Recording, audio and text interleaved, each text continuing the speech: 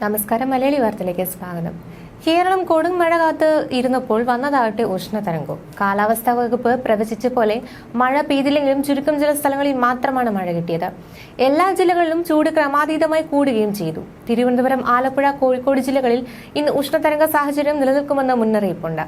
പാലക്കാടിനെ കടത്തിവെട്ടിയ ചൂടാണ് കൊല്ലത്തെ പുനലൂരിൽ. ഇവിടെ 40 ഡിഗ്രി രേഖപ്പെടുത്തി. സാധാരണയേക്കാൾ 5.7 ഡിഗ്രി കൂടുതലാണ് ഇവിടെയും ഉഷ്ണതരംഗ സാഹചര്യമാണുള്ളത്.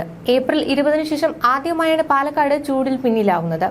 ഇവിടെ 39.7 ഡിഗ്രി രേഖപ്പെടുത്തി. പതിവിലും 4.4 ഡിഗ്രിയാണ് കൂടുതൽ.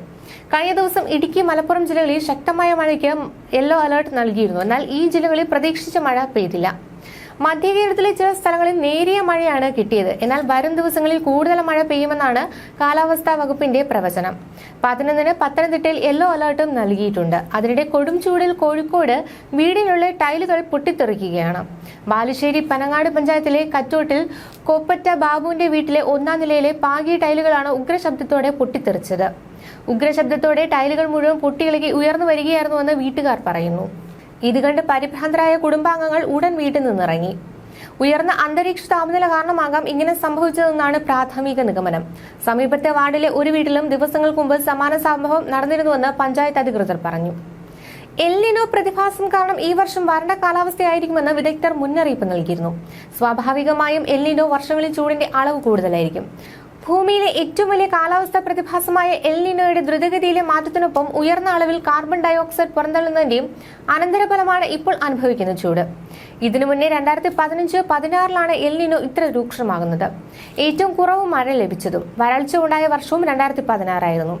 വരും ദിവസങ്ങളിൽ താപനില ഉയരാനുള്ള സാധ്യതയുണ്ടെന്നാണ് ദുരന്ത നിവാരണ അതോറിറ്റിയിലെ കാലാവസ്ഥാ വിദഗ്ധർ പറയുന്നത്. പ്രവചന പ്രകാരം തന്നെ താപനില വർദ്ധിച്ചുകൊണ്ടിരിക്കുന്ന സാഹചര്യമാണ്. വേനൽ മഴയുടെ തോത് കുറയുമെന്ന കാലാവസ്ഥാ വകുപ്പിന്റെ പ്രവചനവും അസ്ഥാനത്തല്ല. മുൻപ് പറഞ്ഞിരുന്നത് പോലെ തെക്കൻ കേരളത്തിൽ അടക്കം സംസ്ഥാനം ഒട്ടാകെ വലിയ കുറവാണ് രേഖപ്പെടുത്തിയത്.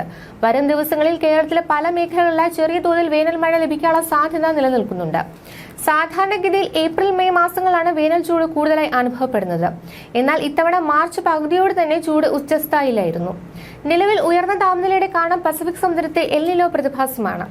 അതിനിടെ 3 മണിക്കൂറിൽ കേരളത്തിലെ തിരുവനന്തപുരം, കൊല്ലം, തൃശൂർ ജില്ലകളിൽ ഒറ്റപ്പെട്ടയിടങ്ങളിൽ ഇടിമിന്നലോടുകൂടിയ ശക്തമായ മഴയ്ക്കും മണിക്കൂറിൽ 40 കിലോമീറ്റർ വരെ വേഗത്തിൽ വീശിയേക്കാവുന്ന ശക്തമായ കാറ്റിനും ആലപ്പുഴ, എറണാകുളം, പാലക്കാട്, മലപ്പുറം, കോഴിക്കോട്, കണ്ണൂർ ജില്ലകളിൽ ഒറ്റപ്പെട്ടയിടങ്ങളിൽ ഇടിമിന്നലോടുകൂടിയ മിതമായ മഴയ്ക്കും മണിക്കൂറിൽ 40 കിലോമീറ്റർ വരെ വേഗത്തിൽ വീശിയേക്കാവുന്ന ശക്തമായ കാറ്റിനും സാധ്യതയുണ്ടെന്ന് കേന്ദ്ര കാലാവസ്ഥാ വകുപ്പ് അറിയിച്ചിട്ടുണ്ട്. ന്യൂസ് ഡെസ്ക്, മലയാളി വാർത്ത.